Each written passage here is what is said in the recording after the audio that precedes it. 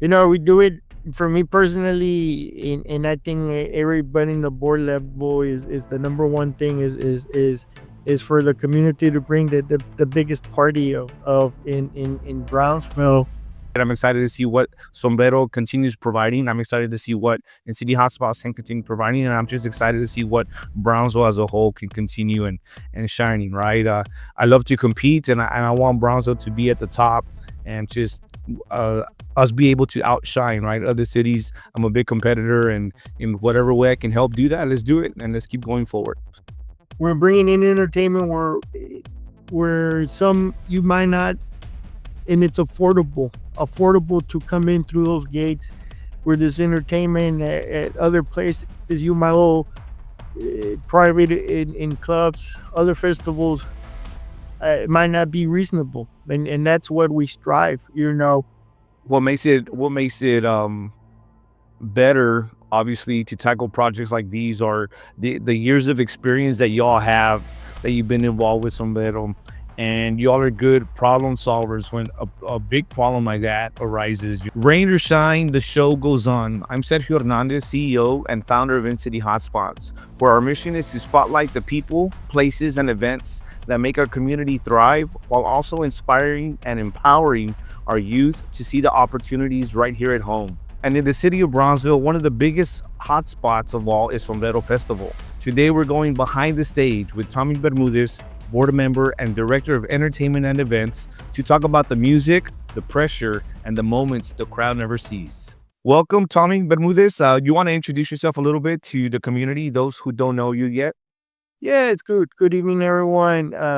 Tommy Bermudez from Sombrero Festival Board of Director and Board Liaison. Tommy, it's good to have you here, Tom. How did you first get involved with Sombrero Festival, and what made you stay committed to it over the years?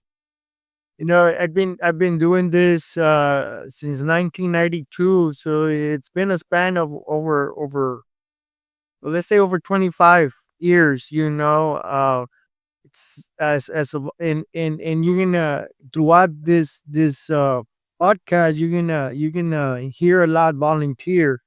Uh, so yeah, I've been a volunteer for Sombrero Festival throughout the years.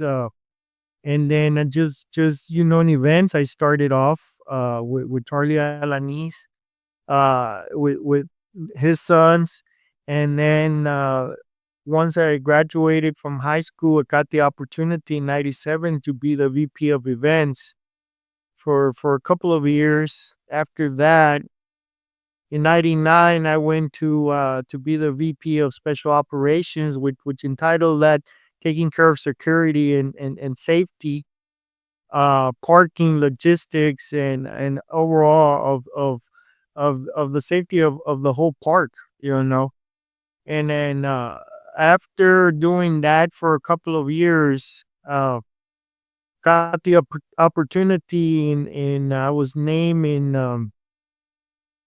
in 2003 going into the 2004 year, vice president, to be president of the festival in 2006.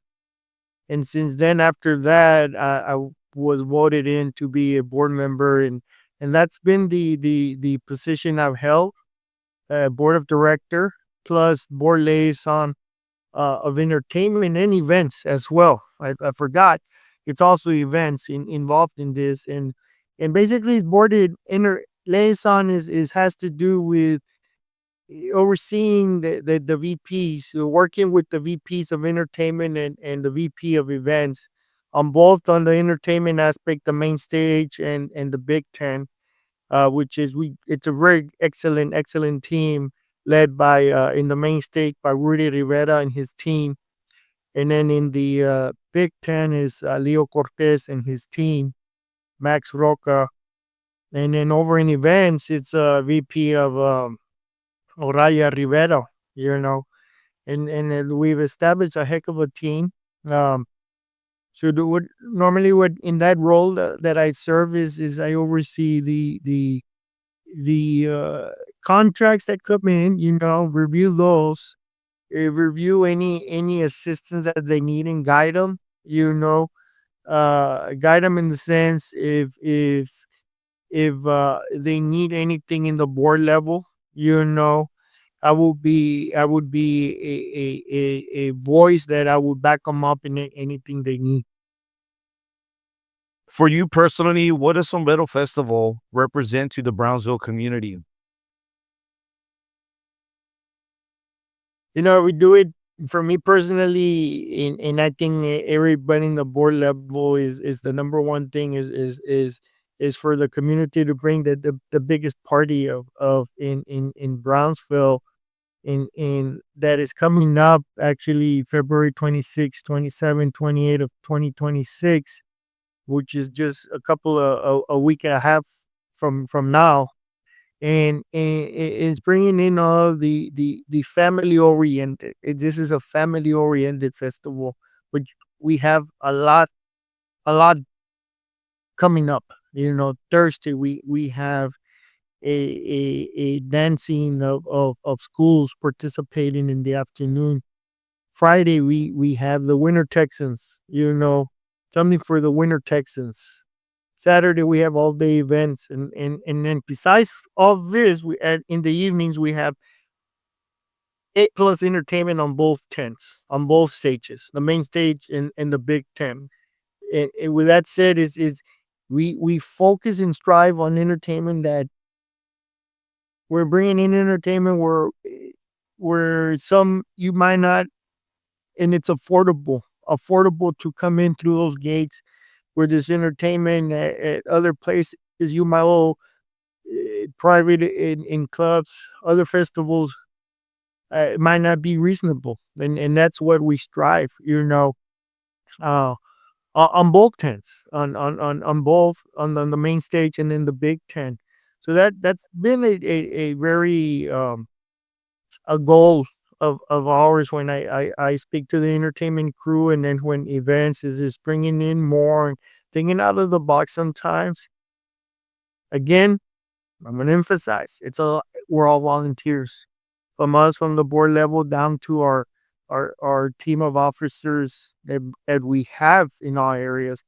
We're all volunteers. You know, it's a nonprofit organization that we strive and that we give back to the community at the end of each festival. You know, so that's a something that I've been involved. You know, yes, we always we've gone in phases throughout the years. Things change, but they change for the good, you know, of the festival. What is something happening behind the scenes that most people in the crowd would never imagine? Well, you know, there's times that we run into hiccups. You know, we ran into a hiccup this year. You know, one of our bands unfortunately had to cancel. You know, uh, and so we start basically what we call, you know, we start looking for the next band, you know, trying to fit to what we had put together. Unfortunately it happened. It's happened, and we have to adjust quickly for the community, you know. It's a stressful time of the year, but it's all good, you know. um Again, we emphasize safety for our customers that come in through those gates, you know. How far in advance do you start planning and booking the entertainment lineup? And what does that process really look like? Well, we we start planning.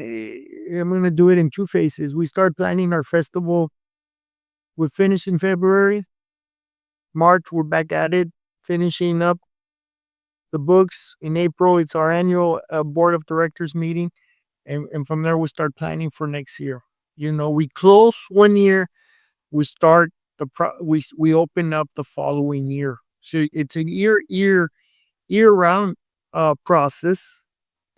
that it takes a lot of planning, but it's really polishing up a lot of things, as far as in the board level. Then selection of the officers, alongside with the president. And then we start planning, and come the summertime, there's just duties that we do, uh phone calls, doing this and that. We do have to meet as a board level in the summertime. We meet. Other than that, we take the summer off. But we're still actively working. We're still actively preparing, but we don't meet monthly. As far as entertainment, once our the entertainment budget is up, once the budget is approved in general for the following year, at May is the target month.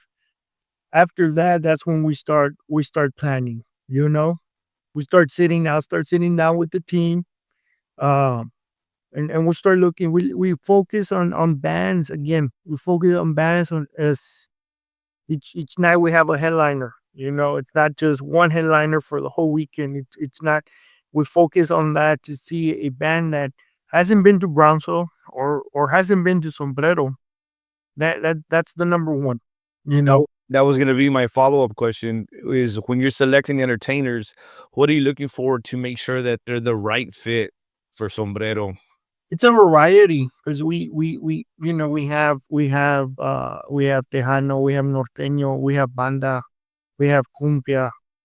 So it's a variety. You try to mix it up, and it's like a formula, that we look into, and see what is gonna fit. Yet our goal is always to hit a grand slam each night. That's our goal. Um, but like everything is the economy, and we have a lot that we can. The city, everybody benefits from chart days. Not just Sombrero. Everybody. There is a lot to do that weekend. I mean, deviate a little bit. You have chart days with their dances. That's it. They don't want to fight the crowds and see the be standing up outside. There's a dancing. We have the carnival that goes on, Mr. Amigo Association that has their festivities. So there is a lot to do that that weekend, and it's not only that weekend. It really starts from the beginning. It starts on the This year starts on the 21st, Baile del Sol, Char Days.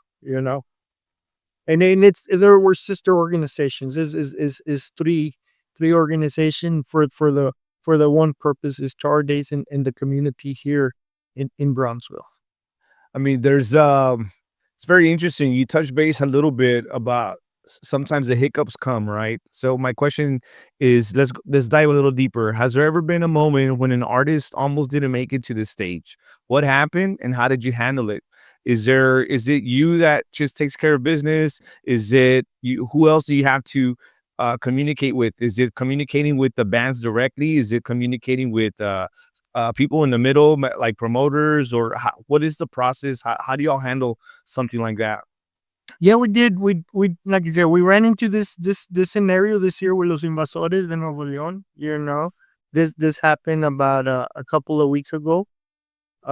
Prior to that, we had with Grupo Frontera that a month before, uh we got a call that unfortunately they were gonna had to cancel because they had been invited to a another event, another event that was gonna take them to another level. Unfortunately, they had to cancel, and it's a business. It's a business. There is a contract, that we do have we sign, and we do all this. But at the end of the day, it's a business, and it's a business in the sense that the contract was voided. Deposits was returned, and it was just something that we had to adjust. And and so after that, when that happened, well, to inform our chair, our chair of the board, Miss Olga Gonzalez Rodriguez, which is there we have our executive in our board that is very supportive, in this.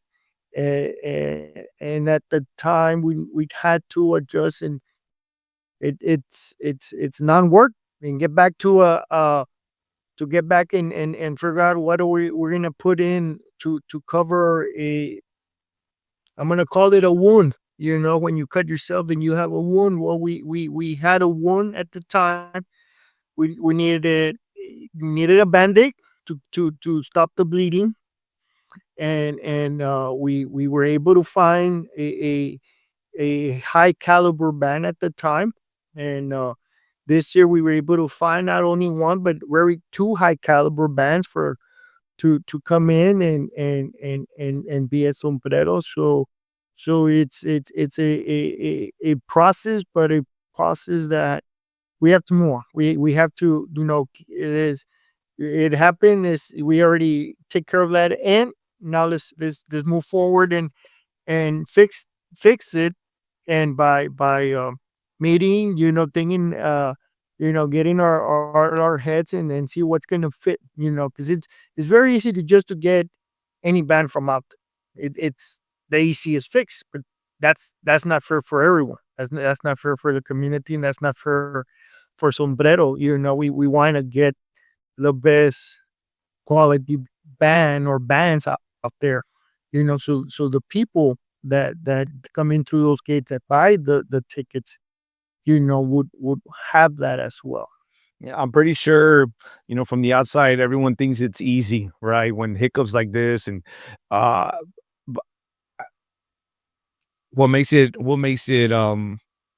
better, obviously, to tackle projects like these are the years of experience that y'all have, that you've been involved with Sombrero, and y'all are good problem solvers. When a big problem like that arises, you're like, y'all don't overreact, I'm pretty sure. And like you said, right, there's systems and processes that y'all have, and you go back to the drawing board. And experience is always of great value to be able to, okay, what's next, right? This happened, we had a hiccup, and just the years of experience that Sombrero Festival has had over the years is, I think it's a big, makes a big impact in being able to problem solve, last minute redirection, situations that may arise.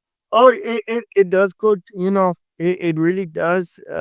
It goes back to the team. It goes back to you, like you mentioned, the experience we have. The Yes, this that one, that occur in this one. You get the call, and there's probably a couple of sleepless nights thinking about it. Then we're volunteers. We have a job, and I have a job that I have to concentrate. So I have to put that mind in concentration. But we have a team also that is in place, and that is also working behind the scenes. That is helping, to make sure. And then, you know, okay, no, this, what do you think about this, Tom? What do you think about this, Rudy? Yeah, I'll get emails. Yes, I'll get a lot of emails, or from groups, that, or we're available. We're available, and it's grateful. It's grateful, that we get that. We get that. Then we just have to just tackle it and see what's gonna fit there. What is gonna fit that night. It's our Saturday night. The last time we Frontera was Thursday night.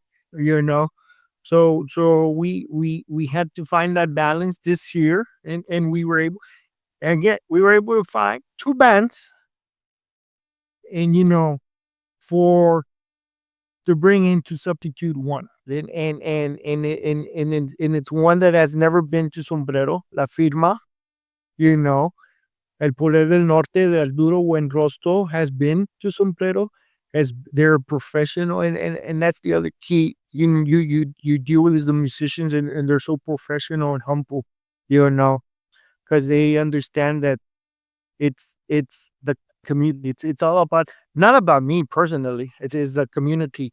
You know, that's the number one goal, the community. And yes, we run into a lot of hiccups. We will run into a lot of sleepless nights thinking about it. Weather's a factor. Yeah, we can't control that, but when those high winds are like that, like they were this last few days, and then you have a good, beautiful day like today's Sunday, man, you want that. You want that because it's awesome. And we You live know? up. That was gonna I was gonna touch base on that. We live in an area. The festival is done during the winter months, and usually for the most part in our area, weather is I don't want to say tropical, but it's we have good weather year round for an exceptional week or two throughout the year. And that 1 week or two usually falls in the month of February, right? So my question to you is what's the craziest weather situation you've had to manage? And what does rain or shine? Like the show must go on really mean in your role. The show goes on, rain or shine. You touch a good subject there. Is back in 2022 when we came back from COVID. We had taken we of course we didn't do anything in 2021, and we 2020, that was COVID year, and we finished 2020, and 14 days exactly everything was shut down. Nothing. With that said, it's in 2022. We come back from COVID, and one of the coldest that I've been involved. Rain, the cold weather, up and down. You had some pockets of it. Thursday was Wednesday started, Thursday continue. It kind of stopped a little bit. Friday was probably the coldest that I've been involved, and but my respects, like I said it, and I've said it, and I'll continue saying it. Those bands never did quit and never did say, "No, we're not going to go up there, Tom, because it's too cold or it's raining." They went up there, they tackled it, and in one band I remember, it's like I saw them, and I saw them, and I told them, yeah, and they said, "Well, okay, thank you, but I think is 15 minutes is not gonna kill anybody." At that time, it was cold, it was time. We come back Saturday, and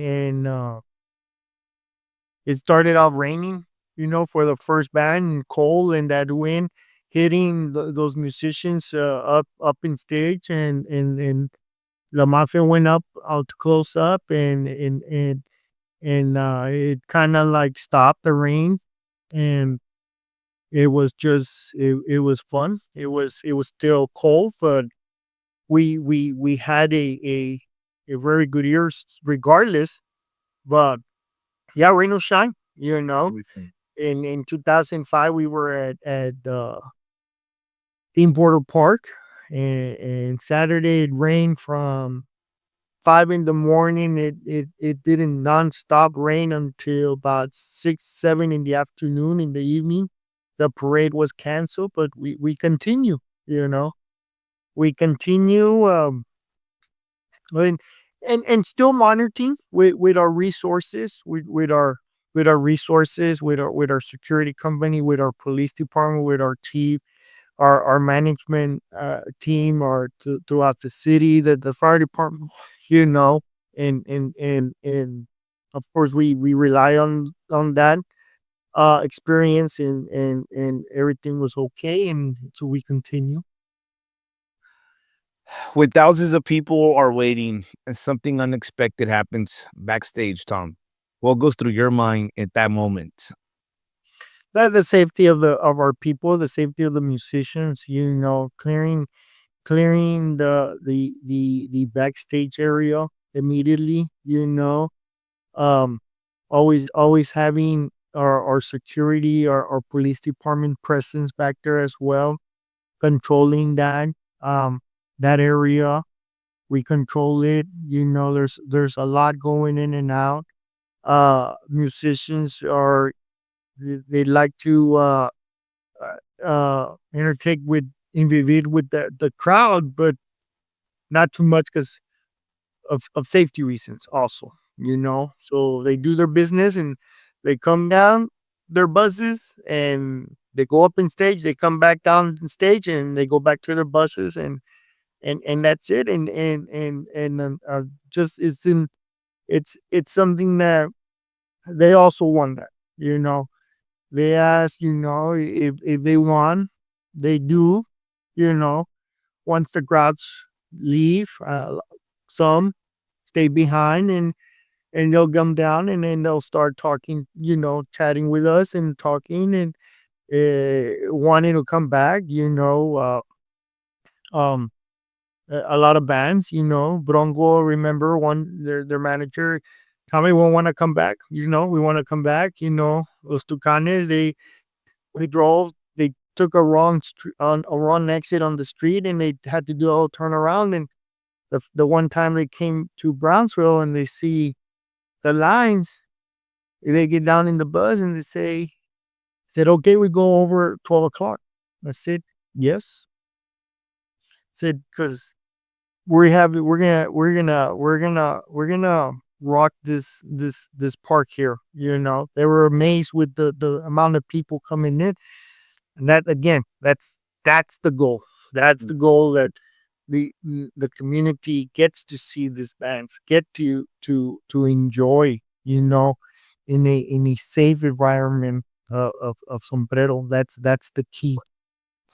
I mean, I don't want to reveal my age, but I guess I will, right? I'm 42 years old now, and I remember Sombrero when I was young, and so many talented musicians, so many talented bands that have come through Sombrero, that have performed at Sombrero, right? We were joking a while back, and there were some bands that were like, "Well, we do this, we do that, we do this," and jokingly, we were like, "Well, have you played at Sombrero yet?"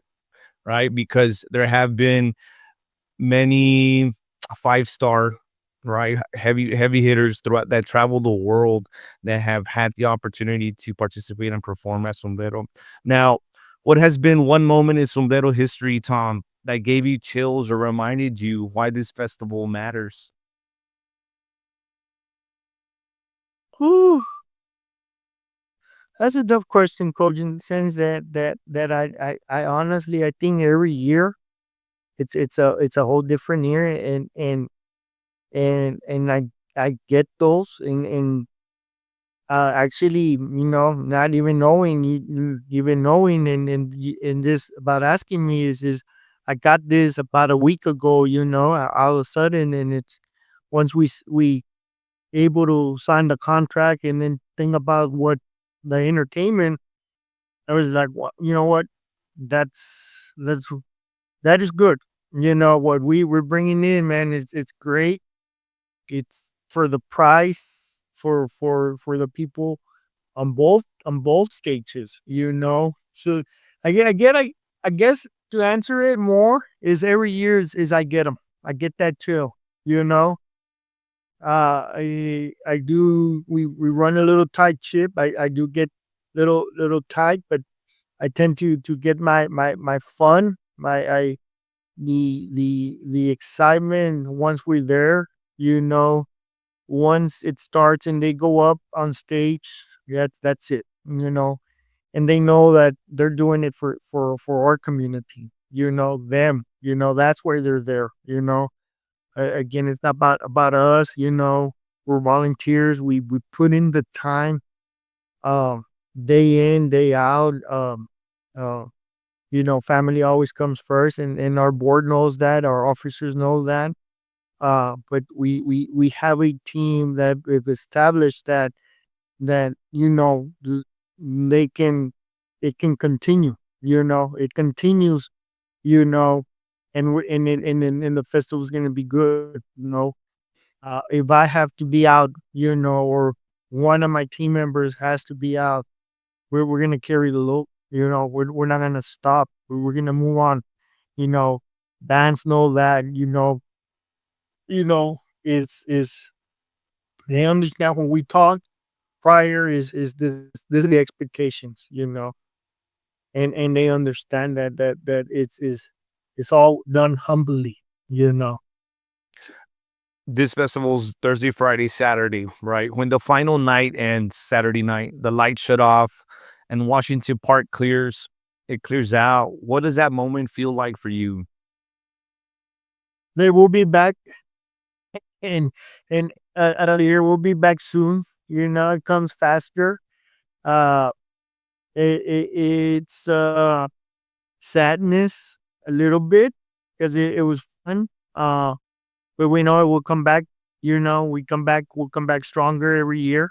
Um, we enjoy it.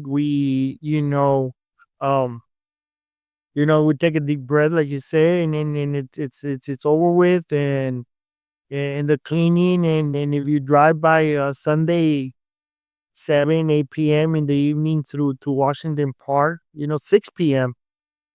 You're probably going to see that probably nothing happened there. You know that nothing occur in 3 days. And but the planning, the setting up, the vendors, everybody in the city, it's a win-win situation, because there is so much, the people, and what we throw one of the biggest party in town, much less south of San Antonio, probably. Well, not probably, for sure, and so we emphasize on the safety, family oriented, again, family oriented, and there's a lot to do. And people get excited, as after Christmas, that's when people start getting excited, after January 1st, January 2nd on, there's char days, so yeah, but we know we'll come back, we start the planning, we start the brainstorming, what work here. um we all know everything goes up, the cost has gone up, and that's why we have to work hard to get sponsors over, so we can keep ourselves, our what we sell out there, low, affordable cake prices, affordable beer prices, in the vendors as well, and so that's what we do, man. You're gonna see some excellent entertainment. You're gonna see the family, the friends you run into, friends, family, that you haven't seen, but you'll see them at Sombrero. You see them at Char Days events. And and you our vendors also. You have a lot of vendors there. Um, eh, that will be there selling. Um, and we'll get it going. Then in the next few days, you're gonna start seeing Washington Park starting to a simple, the planning stages, the setup that we do, and getting it ready. So it's a big party. It's a big party. It's a big party, but it's a big party for everyone and all ages. We have free entrances, the first 3 hours each day. Our pre-sale tickets February 24 and February 25 at 7 in Madison in that gate. They'll start selling them from 6 to 9, at $15 general admission. And that was gonna be my a follow-up was where can the community go get the official information, updates, and everything they need to experience Sombrero the right way? Yeah, you can go to our website. You can visit our website, which is www.sombrerofestivaltogether.com. There, it's gonna gives you the most updated schedule of events, schedule of entertainment. Uh, I want to say that our vendors will also be there, who will be selling. Um, there, our tickets information, our pre-sale tickets, the first 3 hours when it's free, the times, everything will be there in our website again, www.sombrerofestival.com. But people, I strongly advise, go get your pre-sales February 24th, February 25th, 7 in Madison. You'll see the line. It's worth it. It really is worth it for $15. At the gate is $20. So that will be something that we offer for everyone, the opportunity to get ahead, to get their tickets. Sounds good. Tommy Bermudez, appreciate your time and giving us a little bit of behind the stage, right? Behind the scenes, what goes on. A lot of people don't know. We assume, but it's better not to assume and just to get the facts, right? From our leadership that plays a big impart in our community. This festival is huge, and we're getting ready. We're excited. We're about 2 weeks away from Sombrero Festival, correct? Not this weekend, but the following. So, Well, what else? Any last words that you want to give to our community?